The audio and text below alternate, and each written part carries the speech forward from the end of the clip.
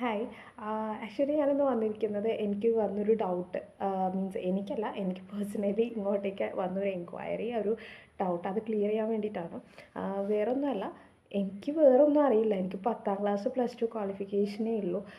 എനിക്ക് വേറൊന്നും അറിയില്ല. വീട്ടിൽ നിന്ന് ജോലിക്ക് വിടില്ല. എനിക്ക് വീട്ടിൽ നിന്ന് ചെയ്യാൻ പറ്റുന്ന എന്തെങ്കിലും ഒരു വരുമാന മാർഗ്ഗം ഉണ്ടോ എന്ന് ചോദിച്ചിട്ടാണ് വന്നിരിക്കുന്ന ഡൗട്ട്. അപ്പോൾ ഓഫ് കോഴ്സ് ഉണ്ട്. വീട്ടിലിരുന്നെന്ന് പറഞ്ഞിട്ടുണ്ടെങ്കിൽ വീട്ടിൽ വെറുതെ ഇരിക്കില്ലല്ലോ, നിങ്ങൾ ഫുഡ് ഉണ്ടാക്കുന്നുണ്ട്. അത്യാവശ്യം ഞാൻ പേഴ്സണലി കഴിച്ച് നോക്കിയിട്ടുണ്ട് ആളുടെ ഫുഡ്.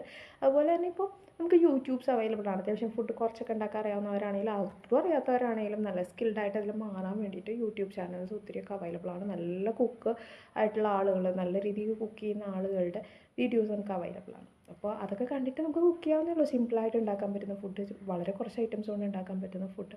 അപ്പോൾ ഏറ്റവും ഡിമാൻഡുള്ള ഒരു ഇൻഡസ്ട്രിയാണ് ഫുഡ് ഇൻഡസ്ട്രി എന്ന് പറയുന്നത് എപ്പോഴും. ഇപ്പോൾ നിങ്ങൾക്ക് കൊണ്ടുപോയി കൊടുക്കാൻ പറ്റില്ല. ഇപ്പോൾ എന്താ പറയുക, ഇപ്പോൾ ഒരു ഹോസ്പിറ്റൽ അല്ലെങ്കിൽ ഒരു കോളേജ് അല്ലെങ്കിൽ ഒരു സ്കൂളിന് നിയറസ്റ്റ് ആയിട്ടാണ് നിങ്ങൾ താമസിക്കുന്നതെന്നുണ്ടെങ്കിൽ നിങ്ങൾക്ക് നിങ്ങളുടെ വീട്ടിൽ തന്നെ മെസ്സ് അറേഞ്ച് ചെയ്യാം. ആക്ച്വലി വീട്ടിൽ വന്നിരുന്ന് കഴിക്കുന്ന അല്ലെങ്കിലും അവിടെ നിന്ന് എടുത്തിട്ട് പോകുന്നത്. ഇപ്പോൾ ലഞ്ച് ബോക്സ്, ടിഫിൻ സർവീസസ് ഒക്കെ ഒത്തിരി ഉണ്ട്. അപ്പോൾ ലഞ്ച് ബോക്സ് കൊണ്ടുതരും.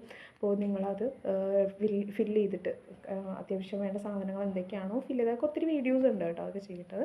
അപ്പോൾ അതൊക്കെ ഫില്ല് ചെയ്തിട്ട് നിങ്ങൾ കൊടുത്തു കഴിഞ്ഞിട്ടുണ്ടെങ്കിൽ നിങ്ങൾക്ക് മന്ത്ലി ഒരു പാക്കേജായിട്ട് ഇപ്പോൾ ഇത്ര രൂപ, ഒരു 3500 രൂപ, 4000 രൂപ എന്നൊക്കെ പറഞ്ഞ് പാക്കേജസ് ഒക്കെ ആയിട്ട് ചെയ്യുന്ന ആളുകളുണ്ട് ഒത്തിരി. അപ്പം അങ്ങനെ പെർ സ്റ്റുഡൻറ്റിൻ്റെ അല്ലെങ്കിൽ പെർ സ്റ്റാഫിൻ്റെ അല്ലെങ്കിൽ പെർ കാൻഡിഡേറ്റിൻ്റെ കയ്യിൽ നിന്ന് നിങ്ങൾക്ക് അത്ര രൂപ വെച്ചിട്ട് കിട്ടുക എന്ന് പറഞ്ഞിട്ടുണ്ടെങ്കിൽ നല്ല കാര്യമല്ലേ.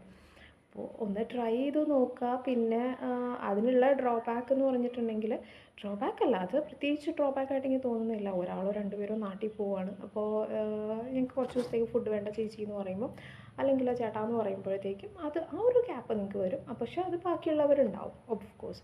അപ്പോൾ ആ ഒരു ദിവസത്തിൽ നിങ്ങളുടെ ഇഷ്ടമനുസരിച്ച് പിന്നെ അതുപോലെ തന്നെ ചെയ്യാൻ പറ്റുന്ന കാര്യമാണ്. ഇനിയിപ്പോൾ എനിക്കിത് പറ്റില്ല, മറ്റുള്ളവരറിയും ബുദ്ധിമുട്ടുണ്ടാവും എന്നൊക്കെ ഉണ്ടെങ്കിൽ നിങ്ങൾ വീട്ടിൽ ഓൾറെഡി ഫുഡ് ഉണ്ടാക്കുന്നുണ്ട്.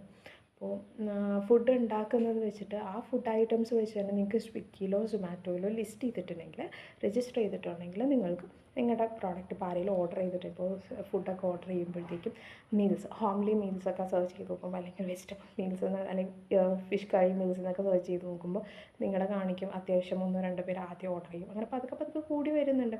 എല്ലാവരും ഇങ്ങനെയാണ്. മാക്സിമം നമ്മുടെ ഓഫ്ലൈൻ നല്ല മോശമാണെന്ന് ഞാൻ പറയുന്നില്ല, പക്ഷേ എപ്പോഴും വെർച്വൽ മീഡിയനെ ഡിപ്പെൻഡ് ചെയ്യുന്നവരാണ് കൂടുതലും.